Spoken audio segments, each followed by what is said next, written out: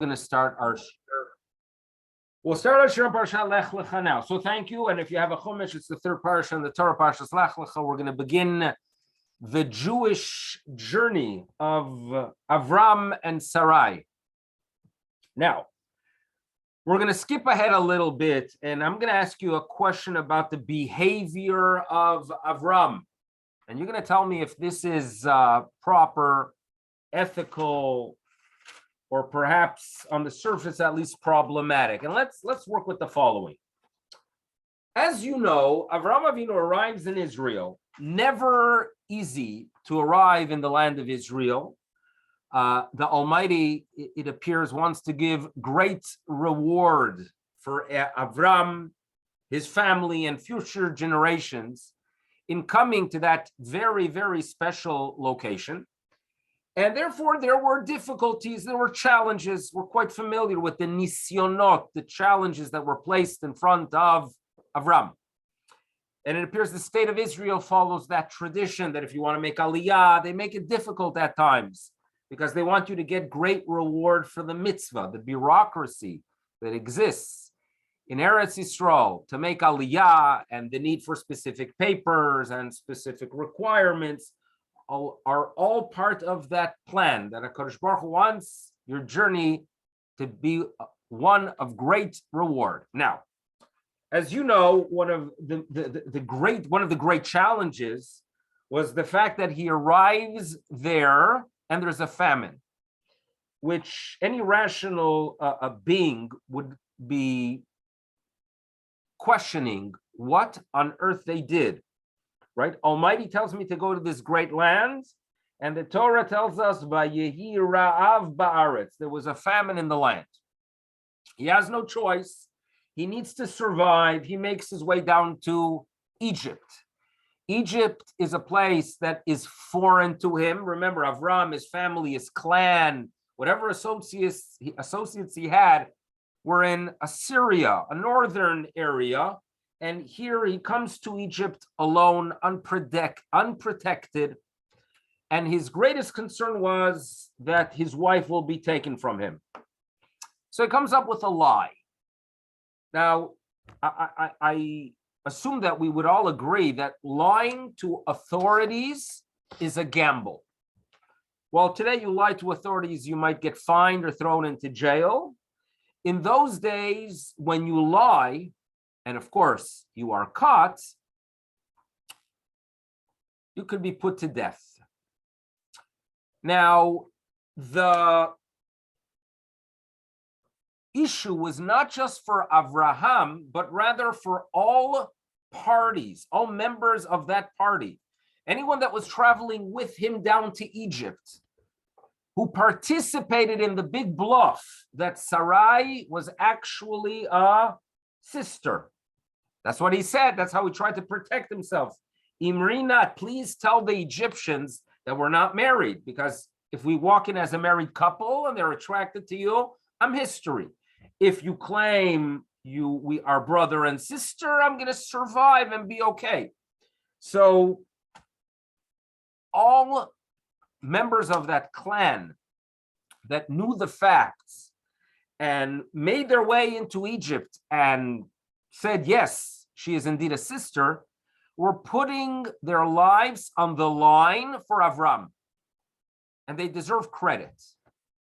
Among those who were willing to lie for somebody else, were willing to put their life on the line for someone else, was a relative of Avram, a nephew, Lot. The relative Lot. Lot is an incredible person. He, number one, is willing to take the journey with Avram to the land of Israel. He gets credit for that. And number two, he is standing there as they lie. And if they are caught, he's not going to be alive too long. He is willing to be quiet. He participates. And the Almighty remembers this because next week's Parsha, when Lot needs a merit to survive the destruction of Sodom, the Torah tells us and the rabbis tell us that something was remembered regarding Lot. You know what was remembered? The fact that he did not share the facts, the fact that he participated in the lie. So now comes a question. If when Avram is traveling back with Lot into the land of Israel, he clearly had gratitude, hakarat hatov, right? It's so fundamental for us Jews to appreciate good. And I think we all agree that when people have the tendencies and the personality to be appreciative, they're good people. They're good people. And I've, over the years, interacted with people, and I think the finest people are appreciative. There are people that you could do very little for them, and they're full of gratitude for years to come. People of quality. So I assume, and I have no doubt, Avram Avinu was one of them. And if I would ask Avram as he's returning to the land of Israel, what's your thought of Lot? A great guy, tremendous person. Now, the Torah tells us that there was a little bit of an issue between Ro'ei Mikne Avram, the issue between the herdsmen of Avram and the herdsmen of Lot. So there's an issue. Okay, you could settle. There are many ways to settle issues. And Avram turns to Lot and he says these three words.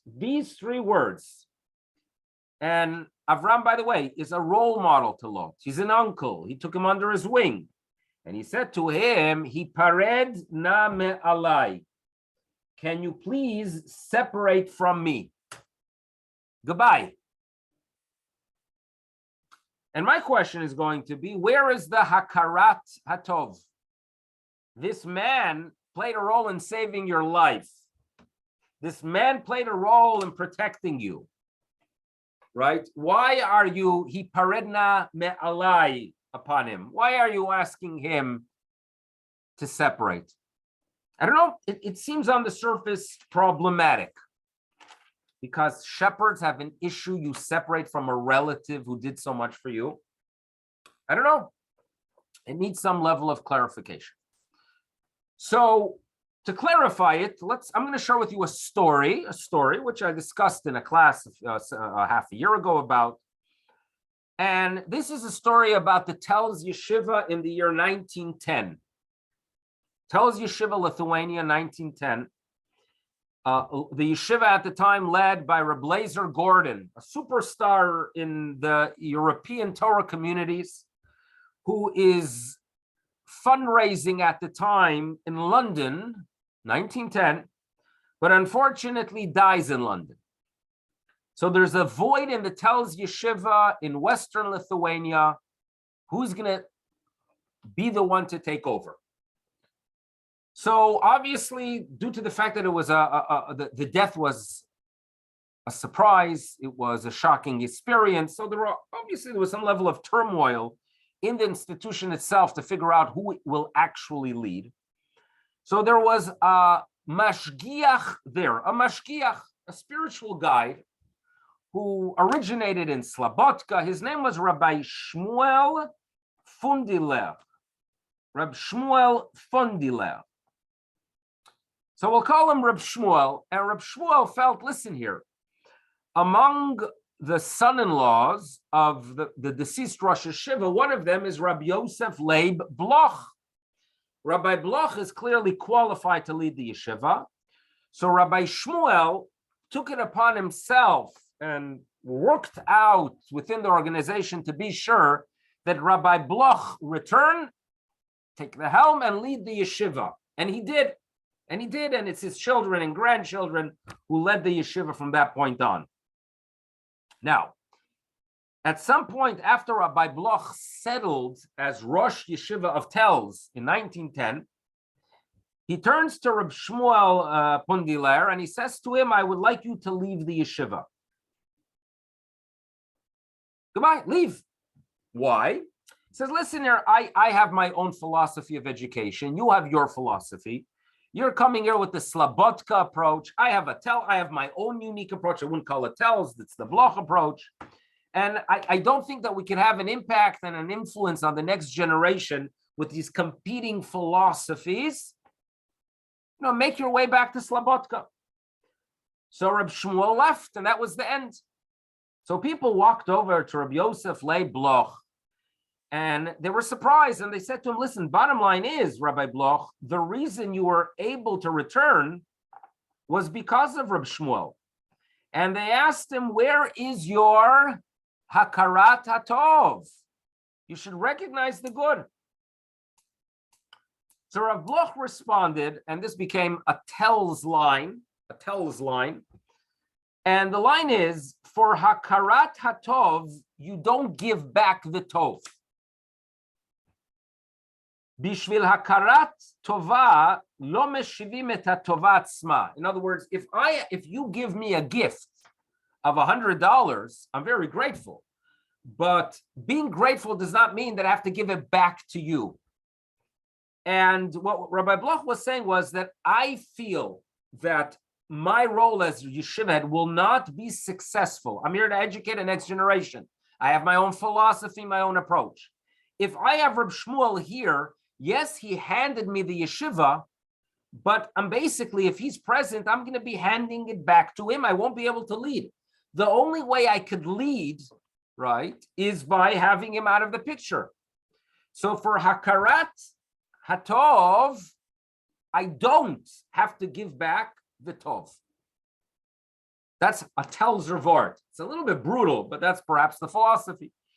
Now, I use it a little bit to understand what Avraham Avinu is doing, because you have to remember, the essence of life for Avraham is to be mindful of the Almighty and to be sure that others are mindful of the Almighty. That's what Avraham was about. He wasn't about himself. He woke up every single day thinking, there's a creator. What can I do to inspire others to be aware of this creator? That was his whole life, to have an influence. He noticed at some point that Lot, unfortunately, has a few flaws, among them lacking sensitivity to the property of others. When his shepherds are allowing their animals to graze in fields that did not belong to them, this is a policy that trickled down from an attitude that originated by Lot. And if you don't respect the property of others, this indicates a flaw, a deep flaw. You're not a religious person. You're not a spiritual guide if you don't know that there are boundaries, what you could and cannot take. Avraham Avinu felt that my mission and life and purpose in life cannot be achieved if I have Lot with me. I cannot have people joining my movement and then realize that within my movement there's corruption. If you read some of the news outlets, there's a lot of information about a fellow called Hunter Biden. You've heard the name Hunter Biden, perhaps? So he's the president of the United States' son. And of course, Fox News loves sharing anything they do here. If it's true or not, I don't know, about Hunter Biden. And, they have all kind of pieces of information that they allege. And I think you all agree that if within, God forbid, I'm not questioning, I'm not accepting the Lashon Hara, but at the same time, the idea that if within a royal family there's corruption, it shows that there's a flaw within the whole dynasty. In other words, it does not reflect well on the president if indeed things were done improperly by his son. I think you agree with that, if it's so. And Avraham Avinu felt my influence, my purpose in life, and my reason to be here in this world is to have a positive impact. If it's going to be damaged by people pointing to corruption within my family, what is my life for? Hakarat hatov to Lot, yes. Hakarat hatov to such an extent to give away the good. Life is good for Avram when you use it for the right thing. That he was not willing to do. So this is a thought I have that, you have to be careful with this concept of hakarat hatov. How far do you go with it? And perhaps this is a lesson we could learn from Lot. It's an interesting thing that came back again. I was reading at some point about someone called Meir Lansky. Have you ever heard of Meir Lansky? So if you are interested in any way in the history of the mob, of the mafia. And if you have interest in the history of the Jewish mafia, which unfortunately did exist, and I'm not judging every single one. Some of them grew up with extreme poverty in the Lower East Side, and they went down a road that has, a slippery slope that starts off with stealing and playing some games of chance, and eventually leads to all kind of problematic behaviors. A big name is Meir Lansky. Right? These are names, they're up there with Lucky Luciano, the Italian, Ben Siegel, Bugsy Siegel. So Meir Lansky is one that there's great fascination in the Jewish world already for many, many, many, many decades. Why? Meir Lansky, in his years of great success in the 40s, actually helped the Jewish state in the years 1946, 1947, as the Haganah was trying to purchase weapons, knowing very well that the Brits are going to leave the land and they're going to leave it up to the Jews in Eretz Yisrael to defend themselves. Among those who defended Eretz Yisrael is Mark Lane in the Negev. Right? So the Jewish world, concerned for what's happening in Eretz Yisrael, put a lot of time and energy into helping. And one of the ways of helping was to purchase weapons here in the United States. Some of it was left over in depots from World War II. And in turn, ship it to Eretz Yisrael legally and illegally, mainly illegally. But you need money. You need money. So a representative of the Jewish agency made his way down to wherever Mayor Lansky, the mobster, lived, I think it was in Florida, and said to him, listen, you're a Jew and the Jewish nation needs help. How can I help? Money. He gave them money. He helped. He played a role. There are others that helped, right? Frank Sinatra, there's a story as well. So he helped. He helped Jews purchase weapons to defend themselves. Now, what happened? You fast forward a couple decades later into the early 1970s, so let's say some 33 years later, and Meir Lansky is no longer as successful. He lost money in other venues. So he realizes at some point that to keep a distance from the Department of Justice, he's going to leave the United States and make his way to the land of Israel. After all, he's a Jew. And there's something called the law of return, that every single Jew, when they have challenge outside of Israel, knows that there's a home for them, Eretz Yisrael. And God bless the Jewish state. They welcome us and they're there for us. And therefore, we're grateful to them. So Meir Lansky makes his way to Eretz Aliyah Pituach and Eretz Yisrael, settles there and applies for citizenship. And the state of Israel, I think it's the only time, perhaps it happened other times as well since then, but at that point, the Jewish state decides they are declining his requests and they shipped him back to the United States. And Meir Lansky was not happy. Meir Lansky even went on Israel TV. A few years ago on Israel TV, they showed the clip from 1971, which is very fascinating to watch if you're interested in that history. But what bothered Lansky more than anything else was, where is their gratitude? Where's the hakarat hatov of the Jewish state? I was there for them when they needed me. I played a role in establishing in 1948 the Jewish state. And now when I need them to get away from the IRS and the DOJ in the United States, now they say no. He was very angry. Where's the hakarat hatov? So perhaps to defend the Jewish state, for hakarat hatov, you don't give away the tov. A Jewish state is more than just a state for Jews. It's a state that has a philosophy of justice, right? Of righteousness, of what is correct and incorrect. And when you have someone that disregards the law, and if legends are correct, he also disregarded, unfortunately, the welfare of other humans as a member of the mob, the Jewish state has every right to say, yes, we're grateful, we have a Pareshat, but we're not going to give away our identity, which is good. We're not going to go ahead and push aside our principles of justice just because of our Hakarat HaTov. Hakarat HaTov has its limits. Avram Avinu teaches us that. The Rosh Hashiva tells Rabbi Yosef Leib Bloch teaches us that. And perhaps, if indeed the reason the state of Israel said no to mobster Meir Lansky, we have a lesson from there as well. There are those who claim that President Nixon actually was the one that communicated with Golda Meir. Listen, if you want specific Phantom airplanes from us, from the United States, that was the time that Israel was no longer getting their Mirages, but was turning to the United States for Phantoms. You want planes? Fine.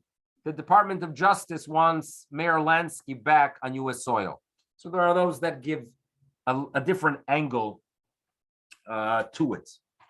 So that's a little bit of Hakarat HaTov and its limitations. But really what we want to focus on in this parsha is the great journey of the Jew. And I think any thinking member of the human race should recognize there's something unique about the Jewish people. And the Jewish journey is one that you have to really keep a balance between two things. And this is what we're going to be talking about today, the proper balance of the Jewish journey. Now, what do I mean by that? I have the privilege of teaching now every day in Chat, Tenenbaum Chat, which is a school all Torontonians are aware of. It's a unique school. You don't have such a school in other large cities throughout the United States of America or Canada to such an extent. There are other great schools, but community-wise is very broad. It's a school of excellence. And I teach a group of students now right now I'm teaching some 11th graders, magnificent kids, very interested, very bright.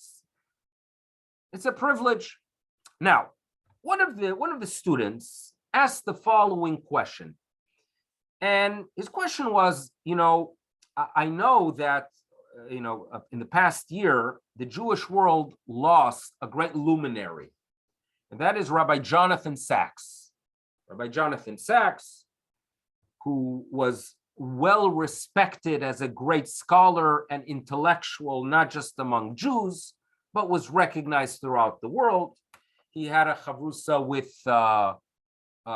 Prince Charles, supposedly. I don't know if he covered areas of adultery when he studied with him or not, but he had a relationship with royalty. World leaders would tune into him. And obviously, whenever you tune into words of Rabbi Sacks, you realize that there's great appreciation for the depth of our tradition. And a great man he was. So the student asked the following. Yes, Rabbi Sacks is recognized as perhaps the greatest Jewish scholar, but if I would turn to communities in Israel that are more to the right, or very devout, and these are communities, by the way, that the average person is extremely knowledgeable in Torah. My question is, wonders this student, who would they view as the greatest Jewish scholar? In other words, the student understands that, yes, to the world out there, Sir Jonathan Sacks, Rabbi Sir Jonathan Sacks is the great scholar. But what if I would turn to Jews who are, extremely committed, the right-wing communities in Bnei Brak, Yerushalayim, Lakewood, who would they consider the greatest rabbinic authority? And the student understood very well that not always is the one that is the public figure going to be the one that the ones from the inside would turn to. So I gave him an answer, but I'm going to give you a little bit of a more of a lengthy answer to this question.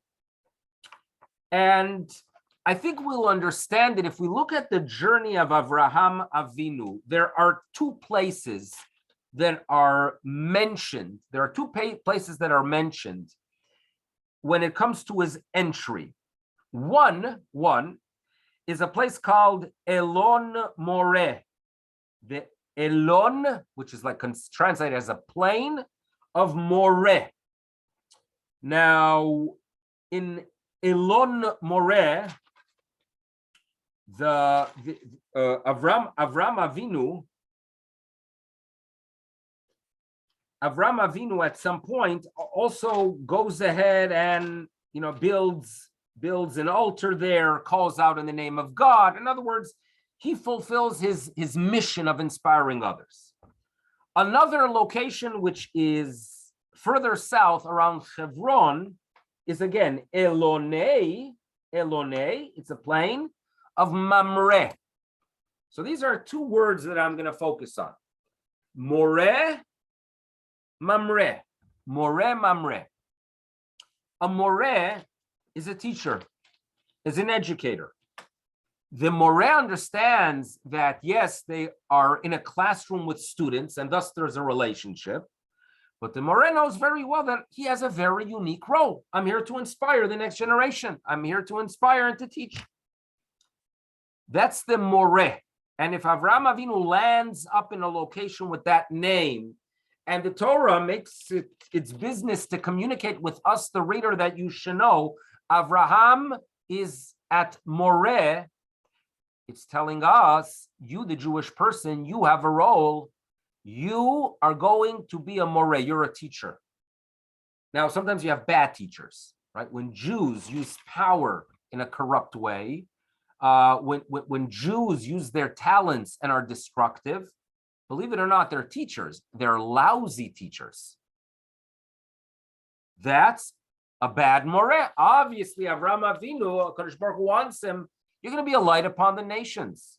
People of the world are going to turn to you for guidance. You are a more. But then we find that Avraham Avinu is also supposed to be, due to the fact that he settles, and the Torah again, the Torah ignores many other locations that obviously were named at that time, but the Torah does tell us, Vayeshev be'elonei Mamre. He settles by the plains of Mamre. What's a Mamre? Mamre, Mamrim hayitem im Hashem. It's being a rebel. A rebel. When a person works with his own agenda and does not take into consideration that which is taking place around him, there's a level of rebellion there. And Avraham Avinu is also being told here, you are a rebel. Now, in what way is he supposed to be a rebel? So, I remember traveling. I remember traveling when one time we were on our way down to Santiago, Chile, and we land up in the airport of Sao Paulo, Brazil. Sao Paulo, Brazil, the airport. A lousy old airport where I felt at the time, this is in the 1990s, and it clearly looked like an airport from the 1950s. Meaning nothing was upgraded at the time. It made me feel good in one way because I knew that my late father, when he would travel from Montevideo, Uruguay to Yeshiva in Baltimore, he would travel through Brazil taking Varig Airlines. And I knew in my mind that my father probably saw the exact same chairs that I'm seeing today. My father in 1958 probably saw the exact same layout that I am seeing today in 1993. So I felt good about it. So that's our airport in Brazil. So at one point I get off a plane and I know I have to daven Shachris. I have to daven. And as you know, as a man, I have to daven and I have to wear my talis and tefillin. Not something you enjoy doing in public. It looks odd. It is not something that society understands why you're doing. But I think I'm not the only one that has a story that you had to daven somewhere because you have no choice. So I found one end of the airport that seemed a little bit quieter, and it was in front of this large glass panel that was facing a door that was sealed shut. And after looking around, I decided this is my best chance for davening somewhere where the least people possible will see me. And again, why do I not want to daven in a place that's public, number one, I could focus better.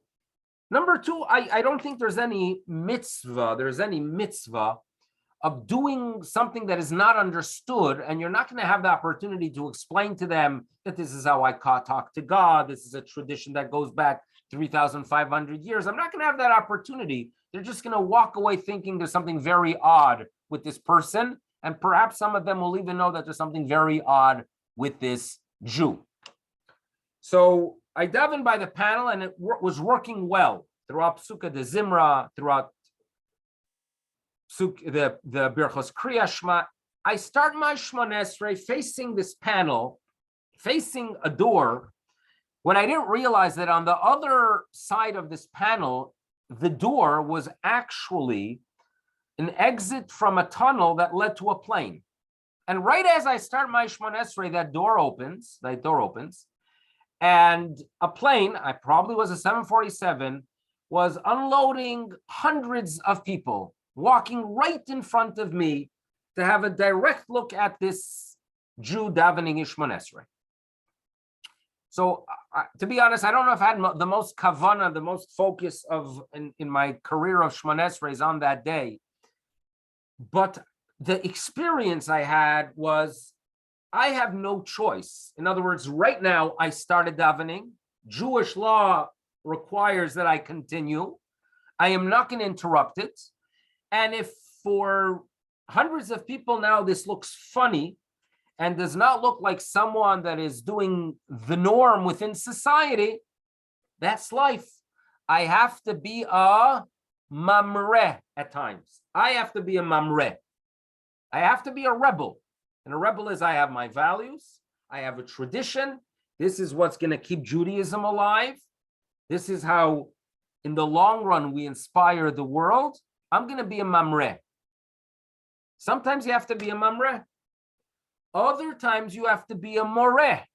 In other words, if you have an interaction and you act in an honorable way, or if you have the story in the 1990s where there's this fellow Aaron Feuerstein somewhere in New England who has a factory that's burned down and technically did not have to pay his workers, but he proclaimed that as a Jew, I'm going to continue paying my workers because I want them to know that values of Torah are such that we are concerned about the welfare of others. And the goal of the Jew is not to just make more and more money, but our goal in this world is to inspire that we should be just and concerned for the welfare of others. That is a moreh. And welcome to the balance of Judaism. There are things we do as a moreh when we interact in a positive way, when we are concerned about the welfare of others, when we have sensitivity to issues that the rational human being can understand. We are a moreh. And at times we're going to act as mamrim, as rebels. And that's how we will keep Judaism alive. There are times we have to focus more on one than the other. But that's our agenda. And by the way, if we are only a moreh, if everything we do is with the sensitivity towards the communities that are looking at us, we're going to have a challenge preserving. We only could preserve if at times we say, you know what, these are my principles, I'm not budging. If I have a principle that I am not going to eat food that's not kosher, or I'm not going to eat in a non-kosher restaurant, even I'm not going to even eat fruits and vegetables, it's a way I work. And then I am called into a business meeting and I feel uncomfortable a little bit that I'm only sipping some water as they are enjoying the meal. I am acting as a mamreh. Socially, it's touch awkward, but I'm preserving Judaism. Because by sticking to it, the next generation is going to be inspired. And there's going to be something left and someone in 100 years from now to be a moreh. If I don't have a mamreh, I'm not going to have a moreh. But remember, don't be one who ignores the world completely. Don't become one big mamreh, because we are, after all, here to inspire the world. And therefore, when it comes to rabbinic personalities, we need both. We need people. We need the Rabbi Jonathan Sachs. We need those that could get up there and communicate with royalty or with world leaders or speak at the United Nations or speak at the US Senate and tell them about what we are about, what we are here for, what the Jews, the contribution we've made. And if you want righteousness in the world and you want values, yeah, you have to turn to what they call Judeo-Christian, but reality is they're Jewish values. They came later. Jewish values, what a structure of a family is about. We need people to get up and tell the world what we believe existence is about. And the Torah is about tzedakah and chesed. And yes, a little bit of tikkun olam, as long as it's with malchut shakai, that you remember that there's a creator. We need morim, we need Sir Jonathan Sacks. But we also need Torah leaders to preserve the mamreh. In other words, I have a feeling that if I would take a world leader and take him to Bnei Brak and have him have a conversation with Reb Chaim Kanievsky, who is recognized as the Torah leader of this generation, who has knowledge in all areas of Torah and is really a spiritual guide to hundreds of thousands. I don't know if the average non-Jewish world leader would appreciate the contribution the man makes. I don't know.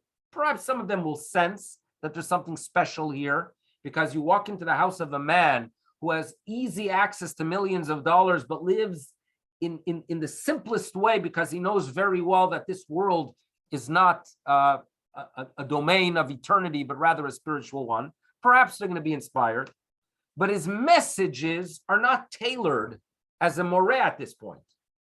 He communicates the moreh school, that you have to stick to what Jewish law says at times, even if it's uncomfortable.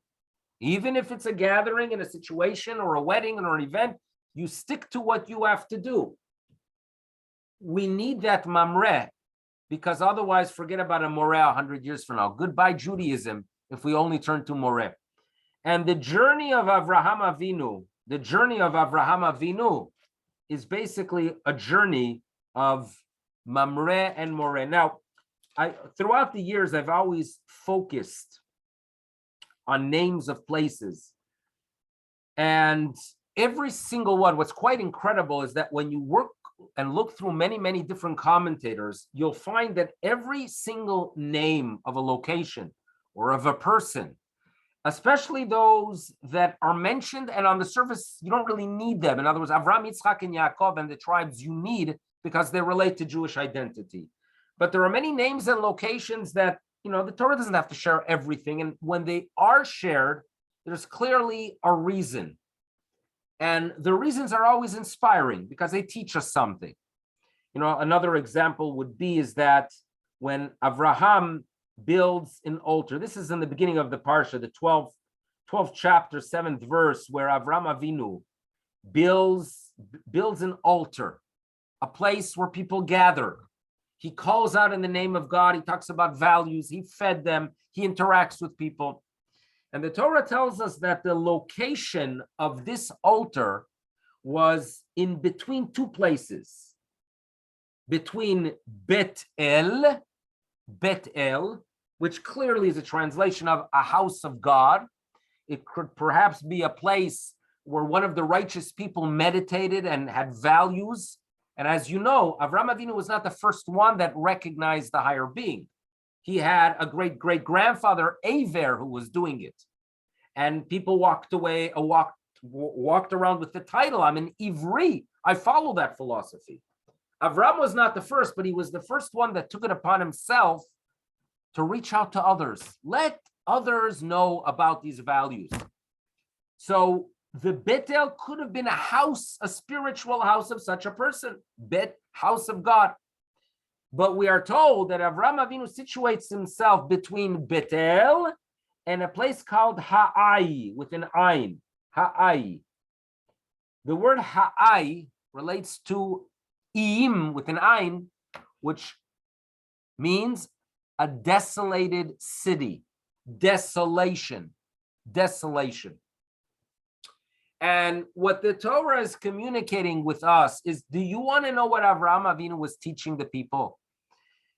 He was telling the people that you should know, in this journey called life, you're going to have to make decisions. And your decisions, those decisions you make are really going to define your existence. Is your house, your whole existence, is it a Betel? Are you trying to create a house of God where there's peace, values, where you watch what you say about others, where what's transmitted to the next generation are things that have to do with justice and kindness? Are you going to live a life? He pointed to them, to a Betel. Is that your goal? Because the contrast is the desolation, complete desolation. And he was telling them that if you live your life that is not based on these values, unfortunately, it's an empty life. And it might look exciting, right? It might look very exciting sometimes. When you could go ahead and just do whatever you want and enjoy life, go on a thrill. But what does that lead to? I put down a little bit earlier, perhaps Prince Charles. So I'm going to give a little bit of credit today to a brief headline that I read about his son, William, the older. I think it's William.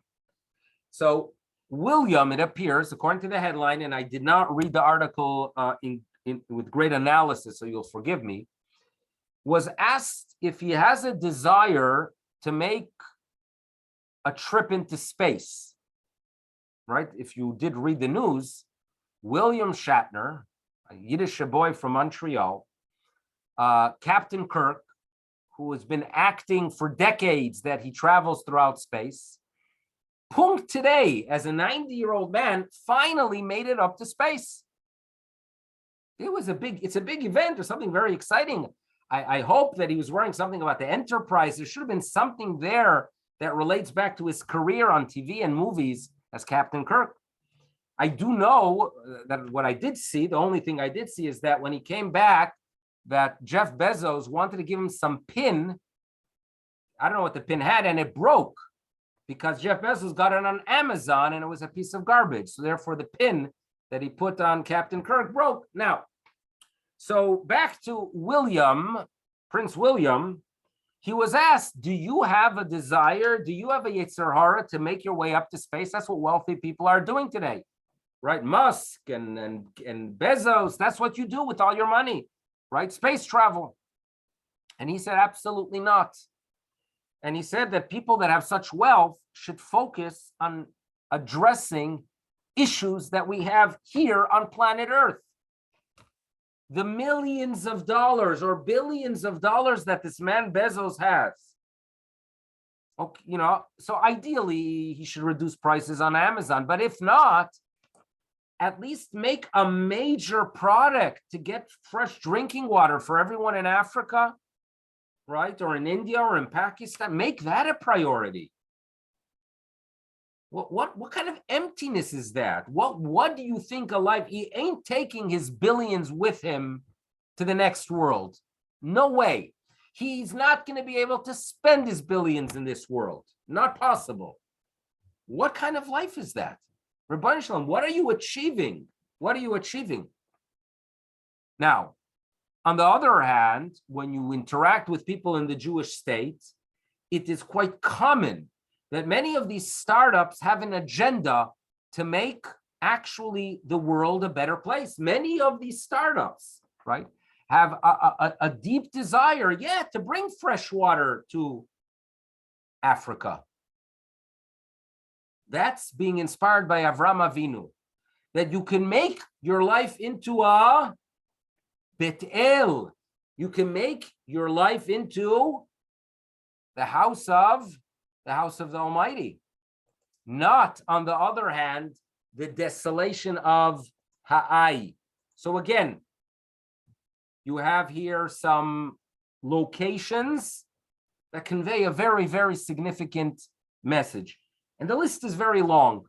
But I think what we're going to walk away with is with the Mamre Moreh, the proper balance of Mamre and Moreh.